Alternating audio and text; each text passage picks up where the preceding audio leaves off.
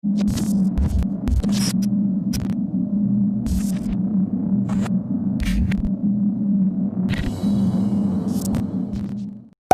gente, sejam bem-vindos ao meu canal. Se você é novo por aqui, eu costumo falar sobre casos criminais reais nas quartas e em algumas sextas eu falo sobre mitos e lendas enquanto me maquio. Então, se você gosta desse tipo de conteúdo, não se esqueça de se inscrever, deixar seu like, que é muito importante para a divulgação do canal. E hoje começamos o Halloween, que vai ser uma semana completa de 7 dias seguidos de vídeo, sendo 5 de casos criminais e 2 do Make Mitos e Lendas também relacionados ao Halloween. Então, para não perder nenhum vídeo, já ativa as notificações e me segue lá no Instagram. E chega já blá blá, vamos pro caso de hoje.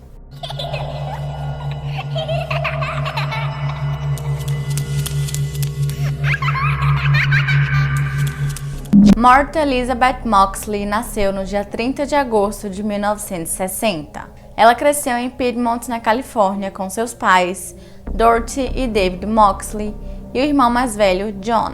A família Moxley mudou-se para Greenwich, em Connecticut, no verão de 1974, onde passaram a morar no bairro de Belle Haven, que era um bairro extremamente seguro, que tinha até um portão de guarda, como se fosse um condomínio.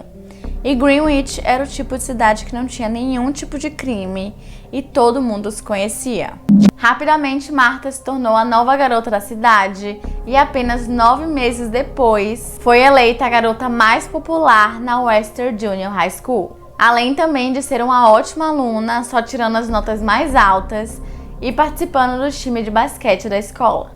Seu irmão John a descreveu como sendo fácil de se conviver, otimista e amigável, e que ela era uma pessoa que sempre tinha tudo a seu favor e era extremamente talentosa em arte. Os vizinhos da família eram muito amigáveis e todo mundo vivia muito feliz. David era o sócio-gerente de uma empresa de contabilidade chamada Touch Ross, em Manhattan, e Dorothy era dona de casa e costumava frequentar bastante o Belle Haven Club, que é um clube privado em Greenwich. Martha também costumava passar bastante dias no clube, nadando e jogando tênis, e seu irmão participava do time de futebol da Greenwich High School. No dia 30 de outubro de 1975, no dia do Mischief Night, que ocorria na noite anterior a Halloween, onde os adolescentes da área iam nas casas para pregarem peças, Martha perguntou à sua mãe se ela poderia ir, porque no fim de semana anterior ela havia ficado de castigo, pois havia voltado muito tarde para casa. E sua mãe acabou dando a permissão, já que no dia seguinte ela não teria aula e seu irmão também iria. No começo da noite do Mischief Night, Martha saiu com suas amigas para borrifar creme de barbear nas caixas de correio das casas, enquanto seu irmão foi encontrar os seus amigos. Por volta das 9h30 da noite, Dorothy acabou ouvindo algumas vozes do lado de fora de sua casa, mas pelo fato de ser o Mischief Night, ela acabou não dando muita importância, porque ela acreditava que eram crianças brincando. Porém, o barulho foi alto o suficiente a ponto de fazê-la parar de pintar um quadro. No começo, ela achou que fosse John ou Martha voltando para casa mais cedo, mas quando ela olhou pela janela e não viu ninguém, ela voltou para sua pintura. John acabou voltando antes de Martha, o que Dorothy achou muito estranho porque ela sempre voltava mais cedo, pelo fato de ser a mais jovem. Dorothy então perguntou a John se ele sabia onde Martha estava e ele disse que não. Em uma entrevista mais tarde, John chegou a dizer que ficou feliz naquele momento por saber que tinha chegado mais cedo, porque geralmente ele que ficava de castigo e dessa vez seria Martha. Aproximadamente às 2h30 da manhã, Dorothy começou a ficar mais preocupada porque até agora Martha não tinha voltado e ela nunca fazia isso.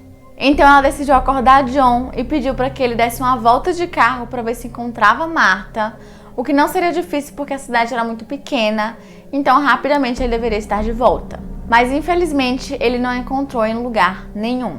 Às 3h45, ainda sem notícias de sua filha, Dorothy decidiu ligar para a polícia.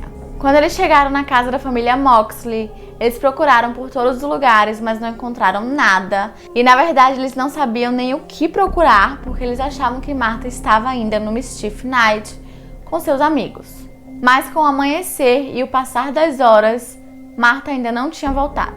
Dorothy então decidiu ligar para todos os vizinhos para perguntarem se eles haviam visto Martha, e um deles disse que lembrava de ver Martha na casa dos Skakel. A família Skakel era muito conhecida na região, pois eles tinham ligação com a família Kennedy. Rushton Skakel, que era o pai da família, era o irmão de Ethel Skakel, que acabou se casando com Robert F. Kennedy. E pelo fato deles serem parte da família Kennedy, toda a família era tratada de forma privilegiada na cidade. De acordo com a vizinha de Dorothy, ela havia visto Martha com 2 dos filhos da família Skakel, Thomas, de 15 anos, e Michael, de 17. Rushton e sua esposa Anne tiveram 7 filhos. Os Skakel estavam longe de ser uma família feliz. Michael Skakel mais tarde citaria doenças crônicas, alcoolismo e uma moral católica repressiva e perspectiva sexual como causas persistentes de turbulência doméstica. Em 1973, Anne Skakel morreu de câncer no cérebro, o alcoolismo de Rushton piorou e ele regularmente deixava as crianças sozinhas em casa, com supervisão insuficiente e fundos ilimitados. Michael Skakel expressou que um nível ainda mais intenso de caos passou a governar a casa, como resultado da morte de sua mãe. Os Moxley viviam a apenas 150 metros da família Skakel, que tinha um fluxo constante de adolescentes indo e vindo devido à falta de supervisão. Pelo fato de morarem em uma cidade pequena, a notícia do desaparecimento de Martha Moxley acabou se espalhando super rápido, o que fez com que os vizinhos se juntassem à procura da jovem. Uma outra vizinha da família, chamada Sheila Maguire, decidiu ir até a casa da família Moxley para ver exatamente o que tinha acontecido e também oferecer sua ajuda. Ao chegar no quintal da casa da família, ela percebeu que havia algo estranho embaixo do pinheiro em frente à casa. Quando ela chegou mais perto, ela descobriu que aquilo, na verdade, era o corpo de Martha Moxley. Sheila, que ficou extremamente assustada e desesperada com a situação, correu até a porta da frente e bateu, até que Dorothy abriu, e ela disse que achava que tinha encontrado sua filha. Uma outra amiga de Dorothy, que já estava na casa, se ofereceu para ir olhar embaixo do pinheiro, porque Sheila achou melhor Dorothy não ver aquela cena. Ao voltarem para dentro de casa, ambas as amigas informaram que realmente era o corpo de Martha e que ela não estava viva. A polícia então foi informada imediatamente e ao chegarem na cena do crime, eles descreveram como um banho de sangue. A cena estava tão assustadora que eles não conseguiam nem identificar a cor do cabelo de Martha. Suas roupas estavam manchadas de sangue e sua calça jeans e calcinha estavam puxadas até o tornozelo, embora nenhuma evidência de agressão sexual tenha sido encontrada. Um taco de golfe estava perto da adolescente e tinha sido usado para golpear Moxley repetidamente. O impacto foi tão forte que o taco se partiu em 3 pedaços. Ela também foi esfaqueada no pescoço com um dos fragmentos quebrados. Quando os moradores da cidade descobriram o que tinha acontecido, eles ficaram extremamente chocados e com raiva, afinal eles moravam em uma cidade que era conhecida por ser muito segura.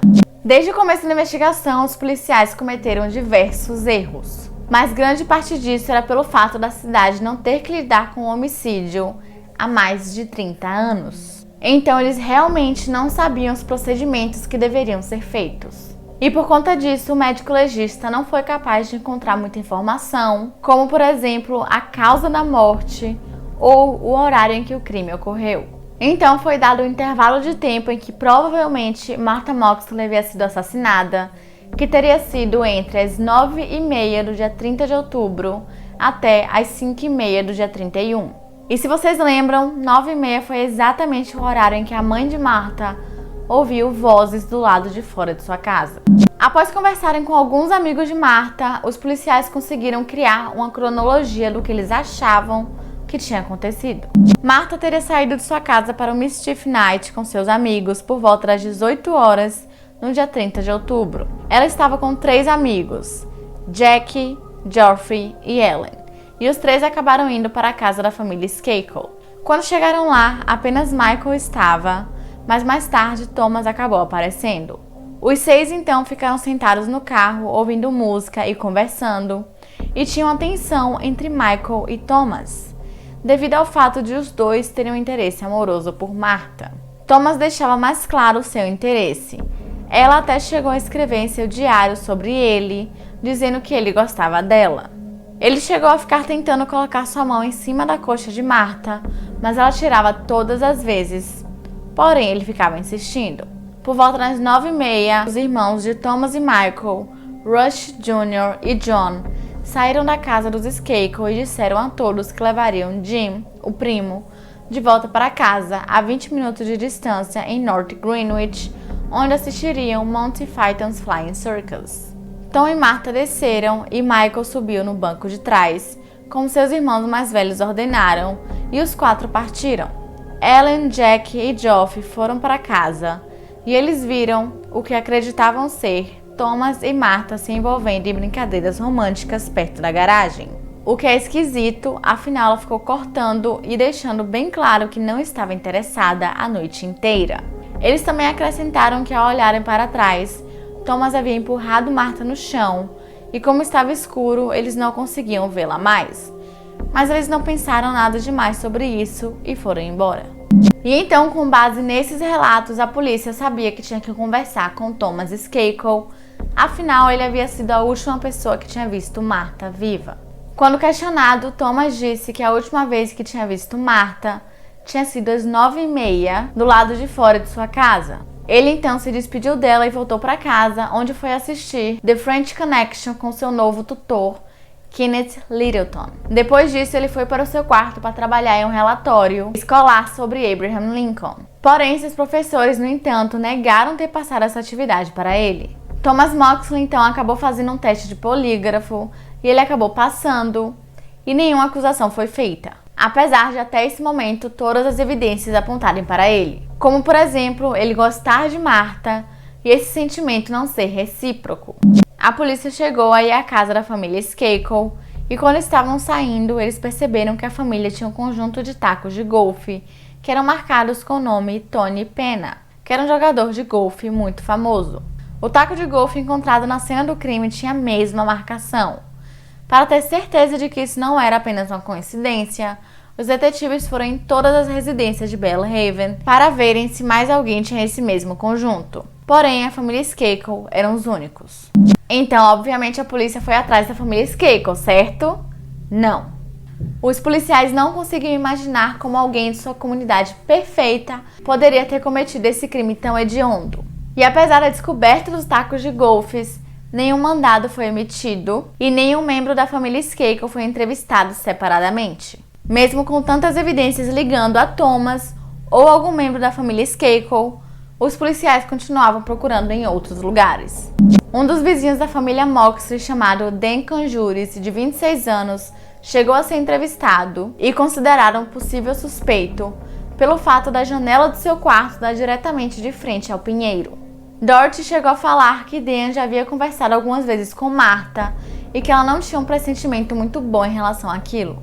Após horas de interrogatório, Dan deu permissão completa para que os investigadores fossem até sua casa e procurassem por alguma prova ou evidência que o incriminasse.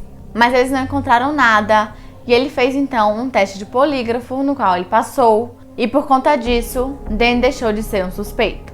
Tá aqui uma coisa que eu achei muito esquisita e através das minhas fontes e dos vídeos também que eu vi para fazer esse caso, as pessoas também acharam muito esquisito, que é o seguinte: naquela época, ter permissão para entrar na casa de alguém era muito mais difícil do que é hoje em dia. Então, os policiais decidiram pedir para um membro da família Skakel, de acordo com algumas fontes, diziam que era uma criança, e ele deveria procurar por alguma evidência dentro da casa. E, obviamente, eles não encontraram nada, seja pelo fato de realmente não ter nenhuma evidência, ou pelo fato de que era uma família, da família Skakel. Então, claro que ele não iria dar nenhuma prova de que incriminasse sua própria família. Além do fato também de que nesse ponto da investigação, Rushton Skakel estava basicamente dizendo o que os policiais podiam ou não podiam fazer. Em um momento, os policiais decidiram que queriam saber um pouco mais sobre a vida de Thomas. Então, Rushton deu permissão para que eles vissem os registros escolares de Thomas Skakel. Só que ao chegarem no colégio, o diretor não permitiu que os policiais entrassem e logo depois disso, o Rushton começou a dificultar a investigação. Ainda mais, né? Porque ele já estava dificultando ali o negócio.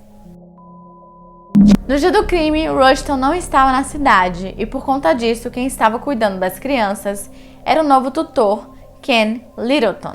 Na verdade, aquele era o primeiro dia de Ken trabalhando na casa dos Skakel e ele também acabou se tornando suspeito. Embora tenha falhado em vários testes de polígrafo, Ken nunca foi acusado de estar envolvido no caso. E só para acrescentar, em uma das entrevistas com Ken, ele chegou a falar que ele não iria delatar Thomas, sendo que em nenhum momento os policiais tinham falado sobre Thomas Skakel para Ken Littleton, suspeito. Mas infelizmente, devido à falta de evidências contra Thomas, o caso acabou esfriando. O departamento de polícia de Greenwich chegou a receber diversas críticas por não serem capazes de conseguir solucionar esse caso.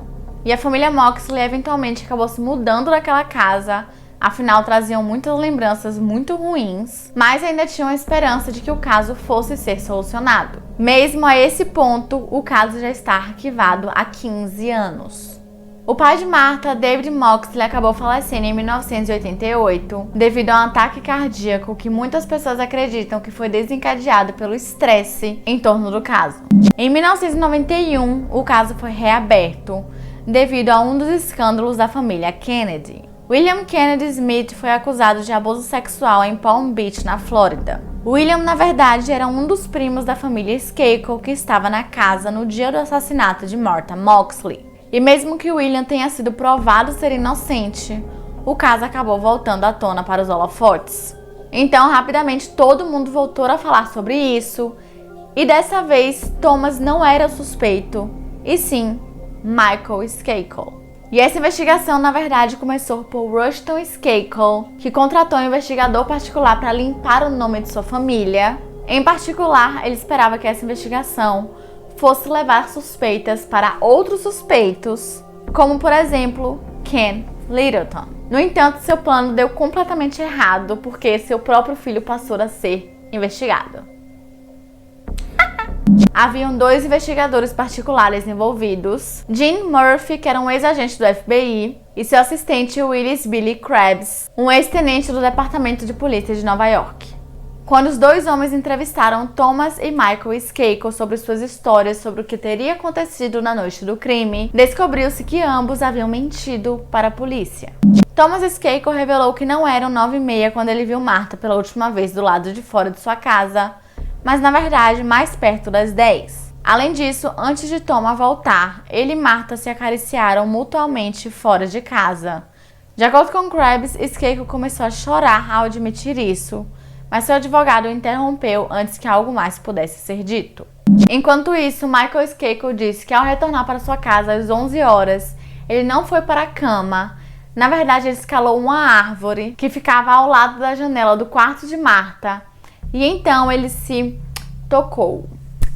Muitas pessoas acreditam que eles contaram essa versão porque eles sabiam que seu DNA estaria na cena do crime, então essa seria uma forma deles se livrarem das acusações, porque eles estariam dando o motivo de seus DNAs estarem ali. Em 1998, um detetive chamado Mark Furan lançou um livro chamado Murder in Greenwich, onde ele dizia que não acreditava que Thomas havia matado Martha, e sim, Michael. Mark acreditava que por conta de os 2 meninos gostarem de Martha, ambos entraram em um estado de pura inveja e disputa sobre quem ficaria com ela. Nessa teoria, quando Martha estava saindo da casa dos Skakel, Michael apareceu e tentou ficar com ela, porém ela não quis, o que fez com que ele ficasse com muita raiva e pegasse um taco de golfe que estava no quintal. Martha começou a correr e ele a perseguiu até chegar em sua casa, que foi quando ele conseguiu atingi-la na cabeça. Quando Martha estava inconsciente, Michael a arrastou para o pinheiro e continuou a golpeá-la, e depois a cortou com um pedaço de taco que havia quebrado. Em janeiro de 2000, Michael foi preso.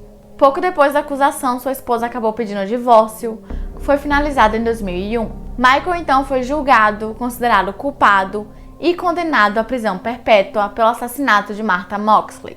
E em 2002 foi lançado um filme sobre o caso, inspirado no livro chamado Murder in Greenwich. Embora a família Kennedy nunca tenha se envolvido legalmente com a investigação e o julgamento de Michael Skakel, tanto seu primo, Robert F. Kennedy Jr., e sua tia, Ethel Kennedy, escreveram cartas implorando compaixão durante a sentença. Após a sentença de Michael, Robert, um advogado ambiental e ex-promotor, publicou um ensaio de 15.000 palavras na edição de janeiro para fevereiro de 2013 do The Atlantic, intitulado A Miscarriage of Justice. O artigo alegou que Michael era inocente e argumentou que o caso do Estado contra Kenneth Littleton, o tutor residente dos Skakel na época e ex-suspeito, era mais forte do que o caso contra Michael. Littleton nunca foi acusado do assassinato de Martha e afirma que não teve nenhum envolvimento. Em 2016, Robert continuou a defender Michael e chegou a lançar um livro chamado Framed, porque Michael passou uma década na prisão por um crime que não cometeu. O livro era uma tentativa de limpar o nome de Michael, chegando a alegar que 2 adolescentes que moravam no Bronx eram os verdadeiros assassinos. Uma série de recursos, no entanto, acabou resultando na condenação de Skakel ser anulada em 2018. Até hoje, ele continua afirmando que é inocente e o Estado ainda não anunciou se terá ou não um novo julgamento. E é isso, gente. Esse foi o vídeo de hoje. Eu espero que vocês tenham gostado desse primeiro vídeo do Halloween. Se vocês gostaram, não se esqueçam de se inscrever, deixar seu like, ativar o sininho, me seguir no Instagram, fazer tudo isso, que ajuda muito na divulgação. E não se esqueçam que se vocês têm alguma sugestão de algum caso, é só comentar aqui embaixo, que eu costumo trazer bastante casos sugeridos por vocês. E é isso, até amanhã!